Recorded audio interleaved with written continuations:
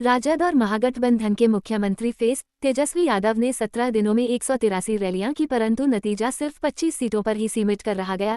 इतनी बड़ी हार के बाद सीएम फेस तेजस्वी यादव जी ने न तो कोई प्रेस कॉन्फ्रेंस की, न ही हार की समीक्षा बैठक की। कुछ दिनों तक घर के अंदर बंद रहने के बाद विधानसभा में शपथ ली और अगले दिन चुनाव पर धन्यवाद भाषण दिया और अपनी ईसाई पत्नी के साथ यूरोप की फ्लाइट पकड़कर यूरोप निकल लिए। 30 दिनों का यूरोप ट्रिप, आखिर यह ब्रेक किस लिए? क्या जीत की खुशी में या हार के मातम पूर्ति में? समझ से परे है ये बात। हिंदुस्तान की राजनीति में ऐसे लोग अपनी तुलना करते हैं मोदी जी से, जिन्होंने आज तक एक भी दिन का व्यक्तिगत अवकाश नहीं लिया है। तेजस्वी यादव शेंगेन वीजा लेकर यूरोप गए हैं। ये वीजा यूरोप के 29 देश में बिना किसी अलग अलग इमिग्रेशन चेक के फ्री मूवमेंट की सुविधा देता है। ये शॉर्ट स्टे वीजा है।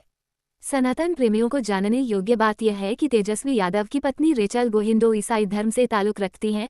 25 दिसंबर को क्रिसमस का सेलिब्रेशन है। क्रिसमस और न्यू ईयर का सेलिब्रेशन वह यूरोप में मनाना चाह रही थी। सबसे आश्चर्य की बात है कि विधानसभा का शीतकालीन सत्र 5 दिसंबर तक चल रहा है और यह चुनाव के बाद पहले विधानसभा का सत्र है। ऐसी स्थिति में अपने गैर जिम्मेदाराना रवैये को दर्शाते हुए तेजस्वी यादव राहुल गांधी की भांति विदेश भ्रमण पर निकल गए हैं। ये समय जी जान से जीत की चाह में कार्य करने वाले कार्यकर्ताओं के बीच समय व्यतीत करने का और उन्हें हिम्मत बढ़ाने का था, परंतु उनका रवैया दिखाता है कि बिहार में उनके कार्यकर्ताओं और बिहार की स्थिति उनके लिए कोई मायने नहीं रखती है। राजनीति में सिर्फ ऐश मौज करना ही इस प्रकार के लोगों का व्यक्तित्व है।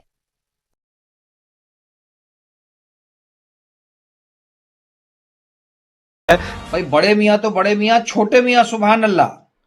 अभी तक तो राहुल गांधी ही ब्राजील और कोलंबिया की यात्रा पे जाया करते थे अपने सारे काम छोड़ करके।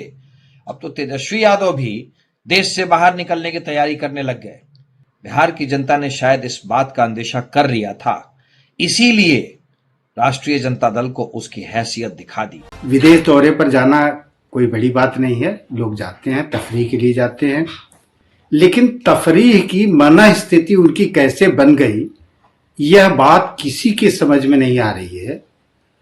कि एक तो महागठबंधन की बुरी तरह हार, उनके नेतृत्व में लड़ा गया वह चुनाव जिसमें वो उनके कैरियर के लिए भी नुकसानदायक। तेजस्वी यादव को नीतीश कुमार और नरेंद्र मोदी के विकल्प के रूप में महागठबंधन प्रस्तुत कर रहा है। वही क्या सचमुच तेजस्वी यादव का व्यक्तित्व नीतीश कुमार और नरेंद्र मोदी से तुलना योग्य है? बिहार की जनता और राष्ट्रीय जनता दल के समर्थन में पागल हुए कार्यकर्ताओं को अब ये बात समझ में आ जानी चाहिए कि